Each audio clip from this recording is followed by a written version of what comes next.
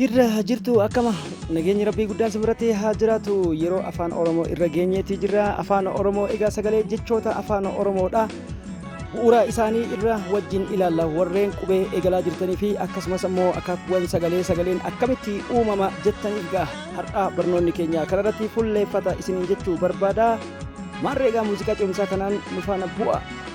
Qubee afaan oromoo wajjin waamna. Qubee gurguddaan eegalla. A Ba, Ca, Da jechuun erga addaan baafannee booda kan itti aananitti qophoofna jechuudha.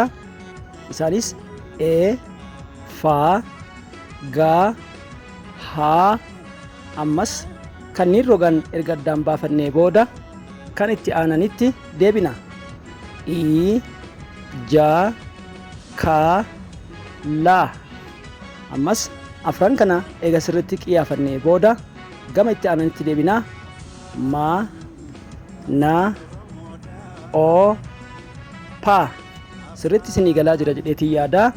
Kan itti aanan ammoo bifa armaan oliitiin Qa, Ra, Sa, Ta jechuun qubeewwan itti aananitti of qopheessuun ammas qubeessa keenya qabannee U, Va, Wa, Xa ammas egaa sirnaan qiyaasa isaanii erga hubannee booda qubeewwan hafan Ya, Za jechuun gargar baafanna jechuudha.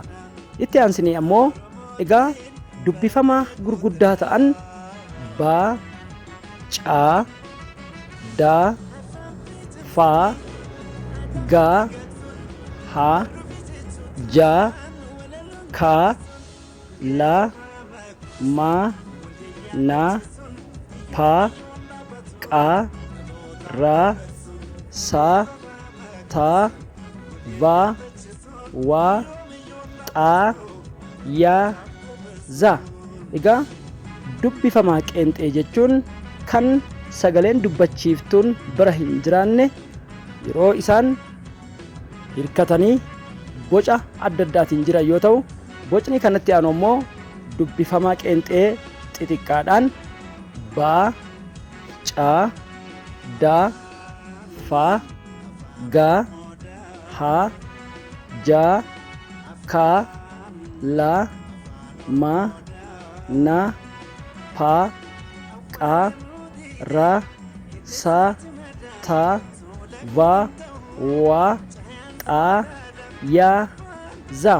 Sagaleen isin agartan kun kan ammaa qubee dubbifamaa qeenxee yookiin sagalee maleeyyiidha. Kun ammoo dubbachiiftuu shanan afaan oromooti. A, E, I, O, U. Isaan kun warra sagalee qaban yoo ta'an boca xixiqqaanis A, E, I, O, U jedhaman.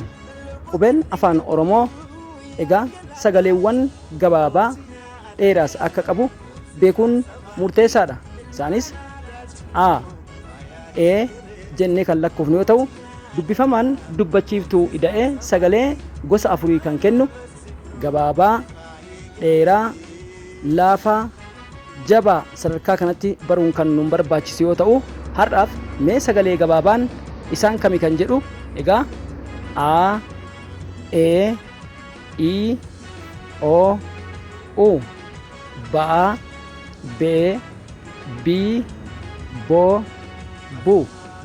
Ca, Ce, Ci, Co, Cu. Da, De, Di, Do, Du. Fa, Fe, Fi, Fo, Fu. Sababni isaas dubbachiiftuu takka qofa qubeen dubbifamaan biratti yoo kan ida'atu taate sagalee gabaabaa jennaan. Sagaleen dheeraan ammoo akkuma beekamu yoo dubbachiiftuun lama ta'eedha. Isaanis A, E, I, O, U. Ba, Be, Bi, Ba, Bu. Ca, Ce, cii, coo, cuu, daa, dee, dii, doo, duu, faa, fee, fii, foo, fuu.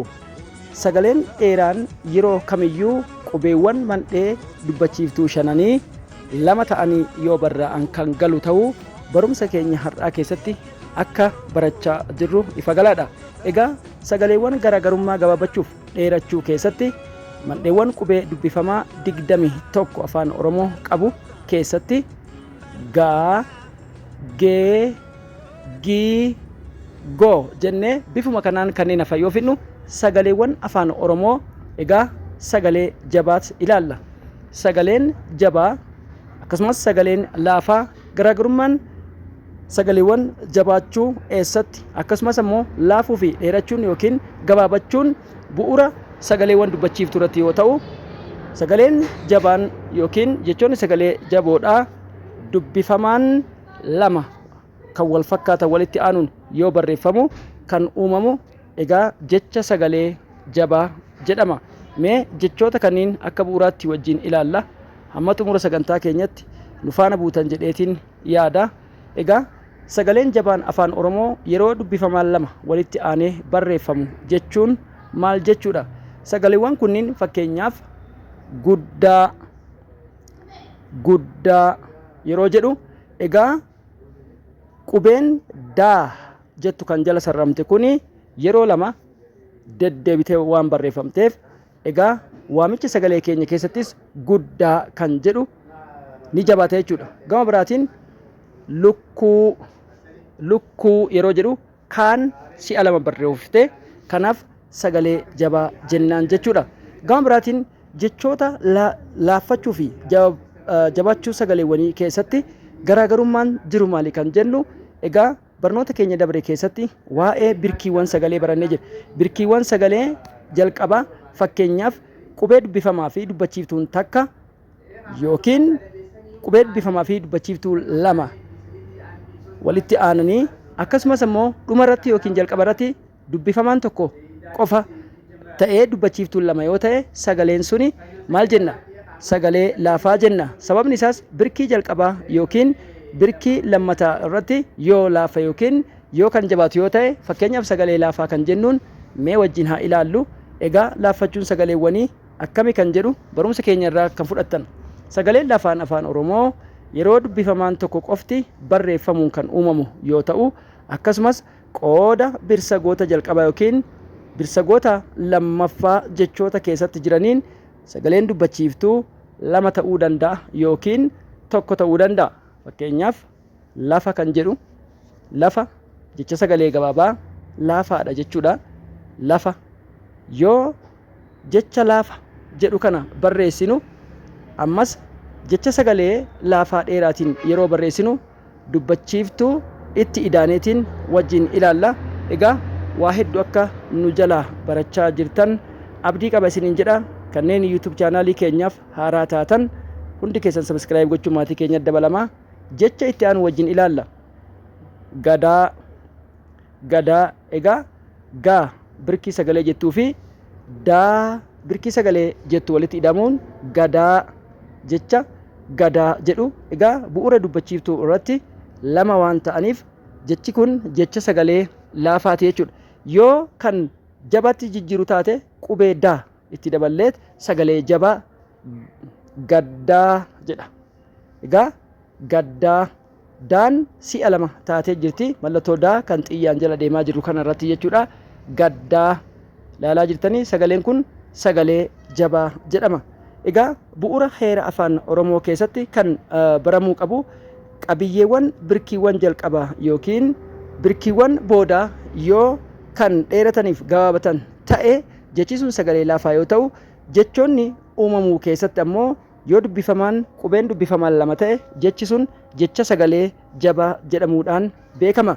Walumaa galatti barnoota keenya har'aa keessatti ijaarsi qubeewwan afaan Oromoo bu'uura qubeewwan 26 isaanis qubee dubbifamaa fi dubbachiiftuu yoo jedhaman warri dubbachiiftuu jedhaman 5 yoo ta'an A, E, I, O kan jedhaman yoo ta'an 21 hafan ammoo qubee dubbifamaa qeenxee jedhamuun beekaman. Dheerachuuf gabaabbachuun egaa jechoota sagaleewwan dubbachiiftuu irratti akka bu'uuramus barnoota keenya har'aatiin kan gargar baafanne yoo ta'u, egaa caqastoota hordoftoota sagantaa keenyaa sagalee jabaan afaan Oromoo yeroo dubbifamaan lama walitti aanee barreeffamu fakkeenyaaf jabbii tokko. Egaa jabbii yeroo jedhu baan lama ta'uu isaa kan agarsiisu, tokko kan jedhus kaan lama ta'uu agarsiisa. Sagaleen lafaan afaan Oromoo yeroo dubbifamaan tokko qofti barreeffamu kan uumamu jenne. Egaa fakkeenyaaf jechoota akka lafa, gadaa jedhaman kan kana fakkaatan fayyadamuu akka dandeenyudha. Heera afaan Oromoo keessatti egaa sagaleewwan gosa garaagaraa akka jiran baranneetii jirra. Yeroo barnoota keenya itti aanuu keessatti haaluma wal fakkaatuun dheerachuu sagalee akkasumas fi jechoota sagaleen irra butaa kan wajjin ilaallu ta'uu hin dagatina isiniin jenna. Barnoota keenya irratti yaada yoo qabaattan komentii jalatti caayaa jechuun nu barreessuu hin dagatina isiniin jenna. Sagantaa keenya kan hordofaa jirtan hedduun keessan ulfaadha galatooma. Akkasumas kanneen maatii keenyatti dabalamtanii barachuu barbaadan toora waasappii keenya irratti kolleejjii caayaa barnoota mana barnoota sadarkaa tokkoffaadha.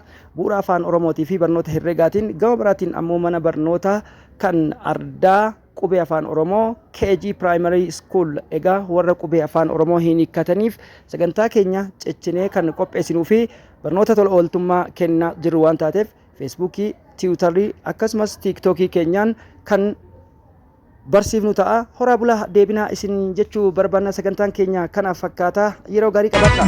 Ittisaa cimaadhaan suula kuhin ta'u cayaan saawwataadhaan afaan Oromoodhaan.